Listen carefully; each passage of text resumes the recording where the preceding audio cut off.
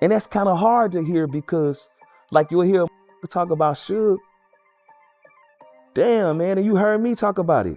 I am forced to say that is worse than Suge. Danny Boy just went off on camera, calling Snoop Dogg worse than Suge Knight. After Snoop personally placed that iconic death row chain around his neck, Danny Boy later found out it was totally fake. And that discovery hit hard. But what exactly did Snoop do that made Danny Boy lose it like that? And did Snoop even clap back? Let's break down how this whole reunion fooled everyone. This wasn't just some petty jewelry drama. Oh no, if you really want to understand why Danny Boy went off on Uncle Snoop for the whole world to see, you gotta rewind the clock because this beef runs way deeper than a chain. I put out a record with the independent company that I was with, and the record was doing pretty cool, moving up the charts. And out of nowhere, Snoop hit me up. This story starts with a 16-year-old kid out of the Austin side of Chicago who somehow got signed to one of the wildest, most feared record labels in hip-hop history. Danny Boy, real name Daniel Stewart, was discovered and signed to Death Row Records by Suge Knight back in 1994 when he was just 16. And trust, Death Row back then wasn't just a label, it was the label that ruled the entire game. Death Row ran the entire West Coast, no question about it. You had Dr. Dre cooking up legendary beats, Tupac dominating every studio session he stepped into, and Snoop Dogg standing tall as the face of a whole movement. And right there, deep in the middle of all that chaos and greatness, was a young R&B singer from the Midwest who could really sing. Danny Boy. He was laying down hooks on records that would define an entire generation. And his conversation to me when he hit me up is he didn't wait. It wasn't this person that put him with me or this person that put me with him. We're talking vocals on Tupac's All Eyes on Me classics. I Ain't Mad at Cha, Picture Me Rollin', and Heaven Ain't Hard to Find. Those weren't just filler tracks, now those were anthems. Timeless, legendary, cookout-approved hits. And Danny Boy's voice, it's woven into every single one of them like pure history. He even had his own solo joint, Slip and Slide, featuring cameos from Tupac, Snoop Dogg, and Thaw Dog Pound in the music video. He gave me a contract, and the offer that he gave me was $10,000. He offered me $10,000. Dude was right there with the heavyweight. But here's the twist most folks don't talk about when Danny Boy's name comes up. Even with all those major contributions, singing on records that went diamond, Death Row never gave him a full solo album. He spent 8 to 12 hours a day grinding in the studio, stacking up whole projects that never saw daylight. Then everything came crashing down. Tupac's death in '96, Suge Knight's legal troubles, and the label that once ruled hip-hop completely fell apart. After all that grind and history-making music, Danny Boy walked away with almost nothing to show for it. He's spoken about how being tied to Death Row became a curse. That connection made it nearly impossible to even get a meeting with other record labels. He was trapped in the middle, too affiliated with Death Row to escape its rep, but never paid enough by the label to actually profit from it. Meanwhile, he had gold sitting in the vault. And at this time, my deal was gonna end with them, and these people were gonna give me, I asked them for $75,000 to sign my project again. And they agreed to give me $50,000. Unreleased tracks produced by legends like Babyface, Dallas Austin, and DJ Quick just collecting dust. And that same vault he couldn't even touch, by 2022, it belonged to none other than Snoop Dogg himself. Fast forward 25 years later, Snoop Dogg, the man who once walked those same death row halls as an artist, went and bought the entire label in February 2022.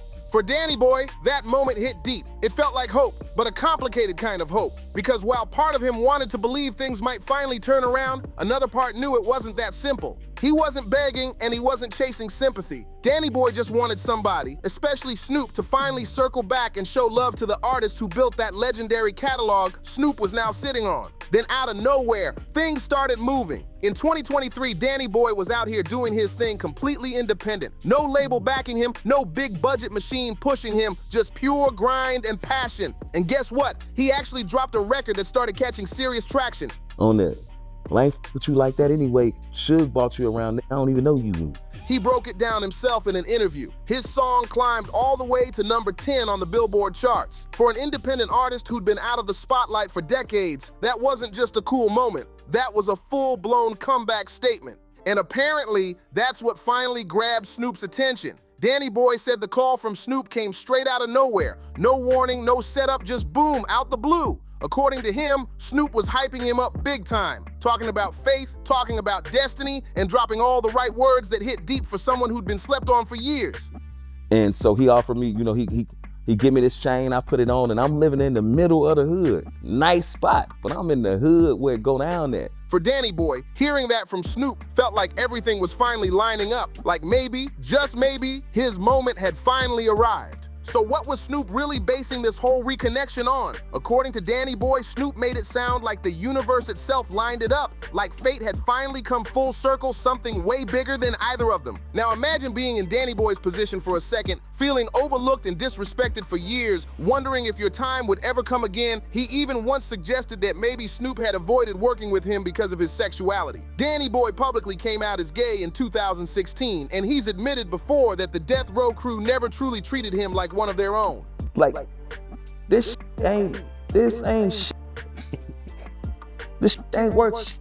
Then suddenly, the man running Death Row, Snoop Dogg himself, is FaceTiming you, talking about God's plan, destiny, and how your talent deserves to shine again. He's saying all the right things, the kind that make you believe this might finally be your time. Who wouldn't be hyped after hearing that? For a while, it really looked like everything was about to turn around. They linked up in the studio and started making heat together. Tracks that felt real, soulful, and full of nostalgia. Then in October 2024, they dropped My Everything through Death Row Gamma, a smooth R&B track where Danny Boy sang on Snoop's heartfelt tribute to his wife. By early 2025, they released Special Kind of Fool, a remake of a classic 90s basic black record, and Danny Boy's name was right there, front and center. He even showed up on Snoop's Death Row review compilation alongside legends like Thaw Dog Pound. The internet went crazy. Fans were calling it a comeback story for the ages. It felt like a feel-good reunion the culture didn't even know it needed. So not only did you f with me while I had going on, you kind of put me in danger. Because where I was living, a nigga would have thought this was worth something. But before the full celebration could settle in, the cracks started to show and the red flags were impossible to ignore. By this point, the tension was already bubbling. Danny Boy had gone public about how Snoop pulled his entire catalog off streaming platforms after the 2022 Death Row takeover, which completely killed the royalties he relied on to survive. In a November 2025 interview, Danny Boy didn't hold back. He straight up said Snoop was trying to starve him out and even challenged him to sell back his masters. He threw shade too, saying he'd offer $7 if those masters weren't worth anything. That's bold. But Danny Boy also noticed something else. Whenever Snoop talked publicly about which artists he planned to support or celebrate under the new Death Row banner, it was always his old crew, his day one circle. Danny Boy's name? Nowhere to be found. That silence said a lot. What the public didn't know, though, was that things were already falling apart behind the scenes. None of the flashy posts, press releases, or smiling photos told the real story, that the entire foundation of this so-called partnership was crumbling from the inside. And it all started with a shady contract, a phone call that went completely left, and one flashy piece of jewelry that turned out to be worth absolutely nothing. That chain, that deal, that moment, it flipped everything upside down. This is where the whole story takes a wild turn. Danny Boy sat down with The Art of Dialogue on February 16th, 2026, and he didn't hold anything back. He went in, exposing every detail and calling out the moves that turned what looked like a dream reunion into pure chaos. But I don't think he considered that. He just wanted to look like, just like what he do with everybody else. I'm gonna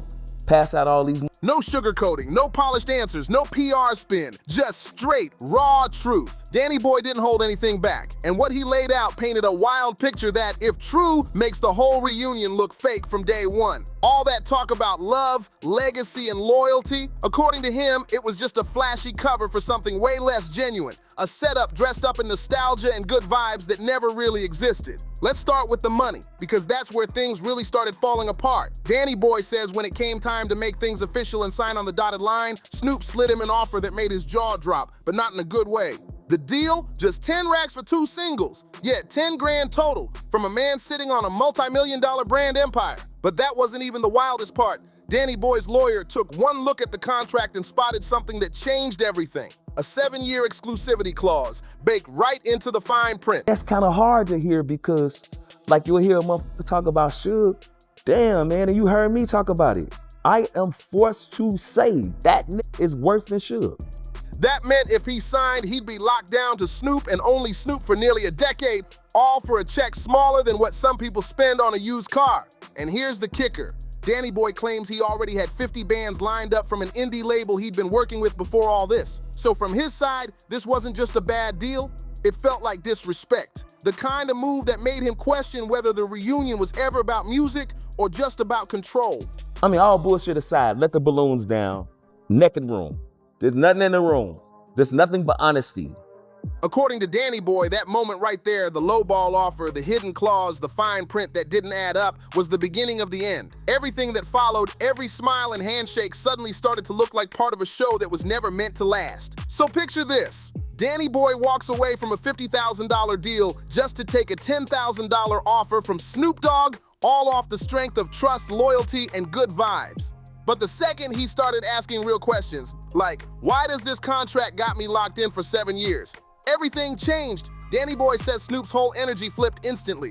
He claims the text that came back from Snoop was straight up cold. No warmth, no brotherhood, nothing. The message read, Soogs brought you around. I don't even know you. Let that sink in for a second. This was the same man who'd been FaceTiming him, talking about destiny and God's plan, even shooting a full-on music video together. Shook took care of his people.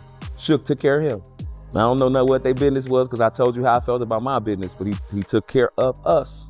And suddenly, the moment Danny Boy questions the paperwork, Snoop acts like he's never met him before. That's a crazy switch up. Danny Boy said his own team had to calm him down, telling him to just roll with it and make the best of the deal. So after his lawyer removed that wild 7-year exclusivity clause, Snoop's legal team supposedly hit back saying there'd been a mistake. According to Danny Boy, they claimed his actual cut was only $7,000 because the producers had to get paid out of the same $10,000 advance. So that 10 racks, it really boiled down to 7, classic industry math. But that wasn't even the part that set the internet on fire. Oh no, what really made things explode was the chain. During the filming of the So High video, Snoop made a move that at first looked like pure OG respect, a symbolic gesture that had everyone thinking this was bigger than business. But what looked like honor on camera turned into something totally different once the truth came out. Suge wasn't passing out no motherfucking fake jewelry.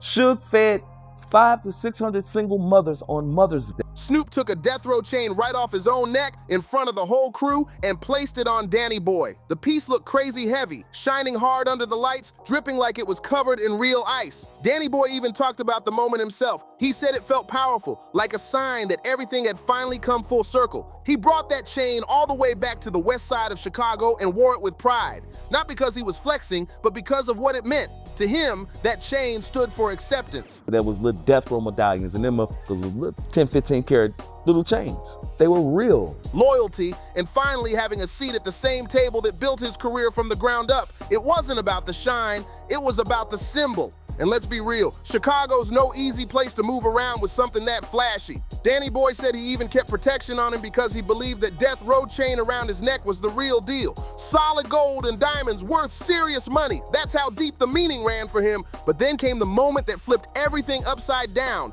Danny Boy decided to take the chain to a jeweler to get it cleaned up. Just a simple maintenance check, right? But the jeweler took one look and told him straight up, that chain's fake.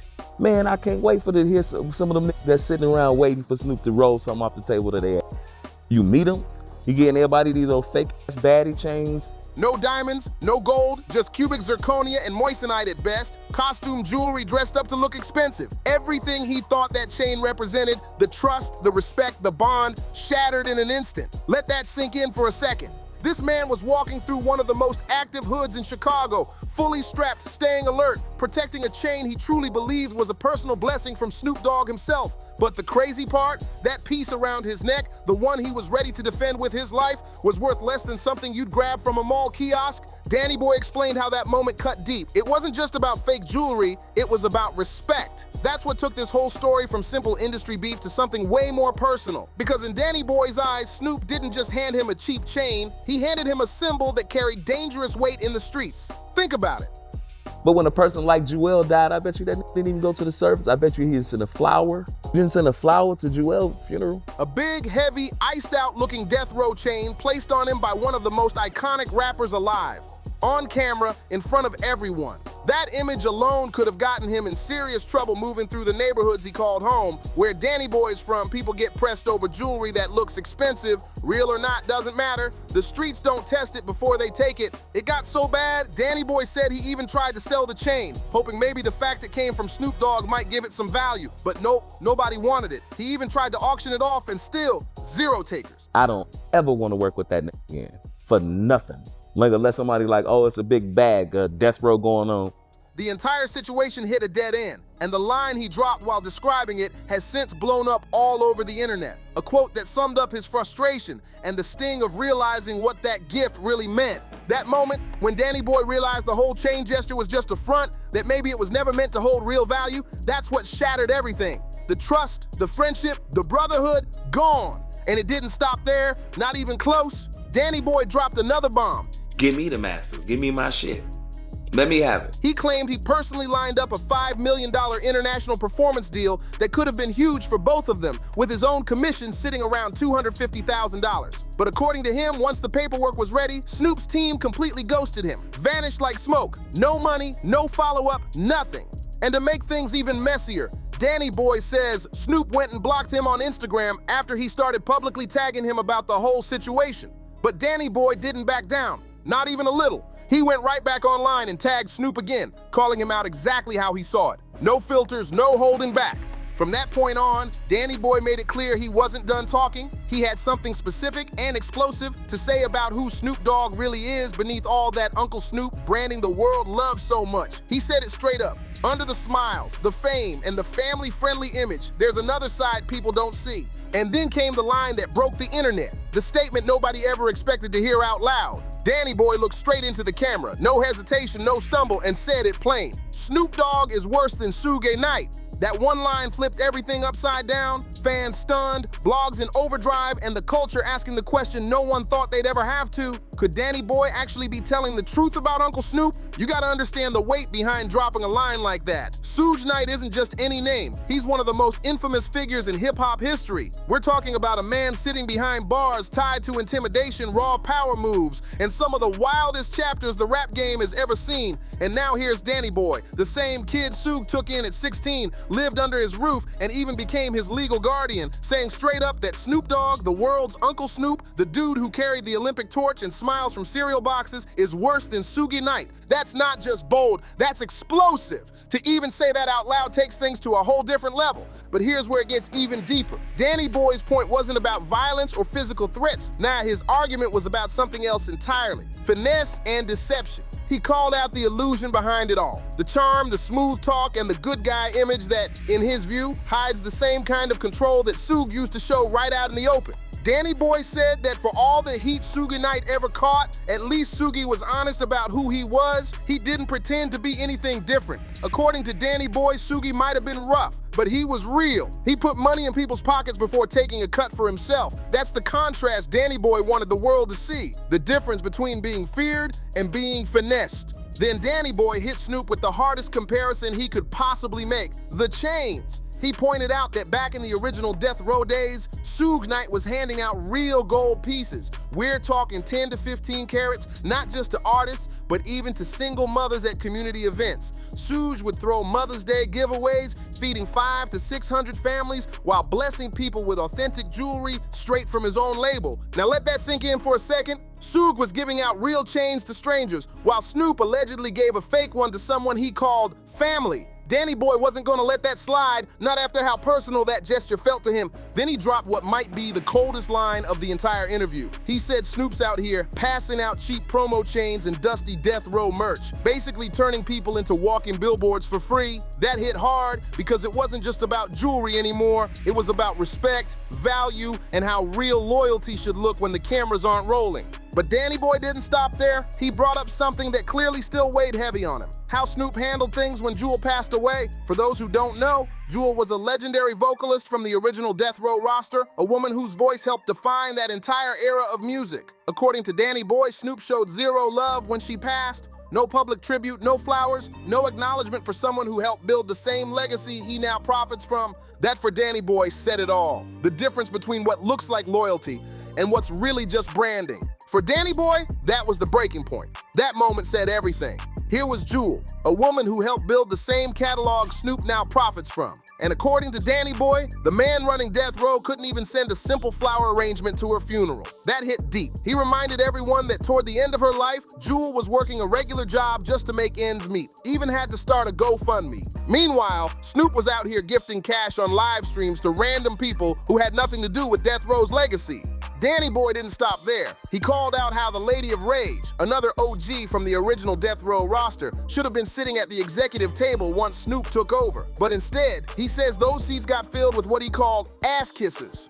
People who cared more about staying close to power than honoring the real pioneers who earned their spot decades ago. And here's where it gets even wilder. Danny Boy isn't the only one saying all this. Ever since Snoop took over Death Row in 2022, more and more voices connected to the label have started speaking out about how he's running things. Even Daz Dillinger, Snoop's own blood cousin and co-founder of Thigh Dog Pound, went public with some serious accusations. According to Daz, Snoop's been moving foul, allegedly stealing royalties, forging signatures, blocking him from producing on his own group's project, and even secretly trademarking their assets behind the scenes. All this, Daz says, was part of a long play toward a potential billion-dollar catalog sale. So now you've got Danny Boy, Daz Dillinger, and others from the original camp, all pointing fingers at the same man who once called himself the savior of Death Row. Daz Dillinger didn't hold back one bit. He straight up called Snoop a little buttwise and a thief right to his face, threatening to drag the whole thing into court, and Snoop, he clapped right back, firing off that Daz was broke and claiming he'd handle everything the business way. The back and forth got messy fast. Two West Coast legends throwing shots like the Death Row family feud never ended.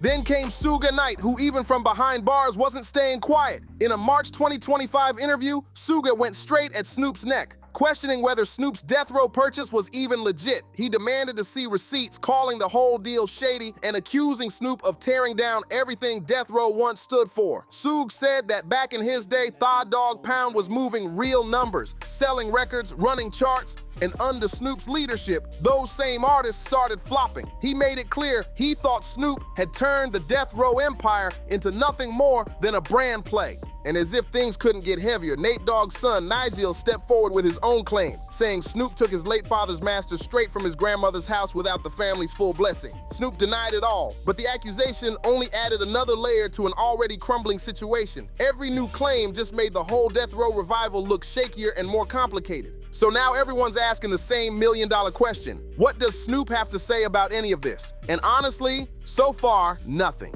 As of February 19th, 2026, there's been no official response from Snoop or his camp regarding Danny Boy's fake chain story or any of the other accusations about mistreatment and shady deals. Sure, there are YouTube videos floating around acting like Snoop clapped back, but those are just clickbait reaction channels recycling old quotes where he vaguely mentioned jealousy and hate in totally different contexts. Bottom line, Snoop's silence is loud, and it fits his pattern perfectly. This is how he's always played it whenever drama comes knocking from his old Death Row circle, quiet, unbothered, and watching the storm from a distance. Snoop did what he always does when the drama hits. He let it breathe, let it trend, let the memes flood the internet, and then sat back while it all faded away. Whether that's smart business strategy or the move of someone with a guilty conscience, only Snoop really knows the truth. Meanwhile, the internet did what it does best. It went crazy.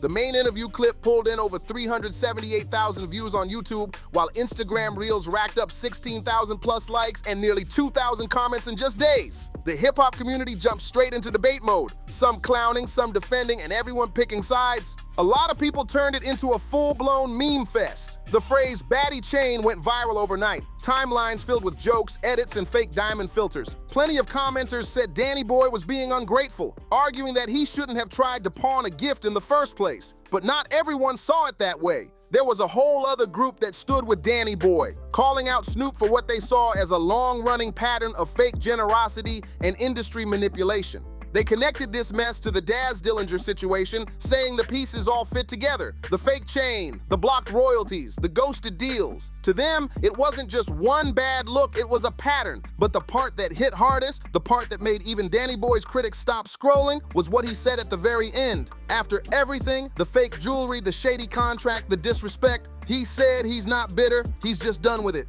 No more chasing validation, no more begging for a seat at someone else's table. For Danny Boy, that chapter is officially closed. So what's Danny Boy doing now? He's keeping it real, working a day job at a funeral home during the week and still hitting the stage on weekends, pouring his heart into the music that made him who he is. Because that's one thing nobody can ever take from him. Not Suge, not Snoop, not a record label, not a contract. No matter what's happened, his voice is still his power. And even with the noise online, the memes, the baddie chain jokes, and the non-stop clowning in the comment sections, Danny Boy's message cut through loud and clear. He's not begging for pity, and he's not chasing clout. He's demanding what's rightfully his. In a past interview, he said it straight up. Give me back my masters, the unreleased tracks locked in that death row vault. Give me that. Give me my stuff. Let me have it. And if Snoop really doesn't see the value in it, Danny Boy said he'd even buy it all back himself for $7. The same petty number Snoop once threw at him. That's poetic revenge if there ever was one. Because at the end of the day, this is a man who's been through it all. He's seen the highs, recording with Tupac at his prime, making music that defined an era,